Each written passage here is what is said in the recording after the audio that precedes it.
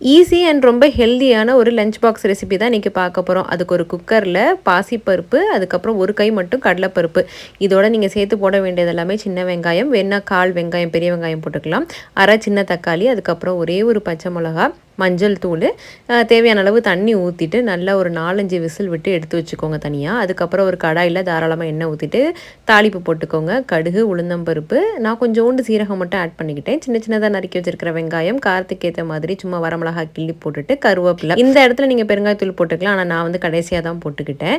இப்போ சின்ன சின்னதாக நறுக்கி வச்சிருக்கிற சவுச்சவு போட்டுட்டு அதுக்கு தேவையான அளவு உப்பு போட்டு வதக்கிக்கோங்க. இது நீர் காய்கறிகள்னால ரொம்ப தண்ணி சேர்க்க தேவையில்லை, இருந்தாலும் நான் கொஞ்சம் கூட்டாக வைக்கிறதுனால தண்ணி சேர்த்து மூடி போட்டு நல்லா வேக விட்டுட்டேன்.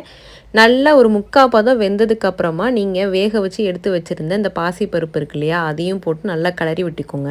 காயும் பருப்பும் நல்லா ஒன்று சேர்ந்ததுக்கப்புறமா இப்போ தேங்காயும் சீரகமும் அரைச்சி அந்த பேஸ்ட்டையும் ஆட் பண்ணிக்கிறேன். உங்களுக்கு என்ன கன்சிஸ்டன்சியில் வேணுமோ அதுக்கேற்ற மாதிரி நீங்கள் தண்ணி ஆட் பண்ணிக்கோங்க. கூட்டுனா கூட்டு, இல்லாட்டி குழம்பு வேணுன்னா குழம்பு மாதிரி.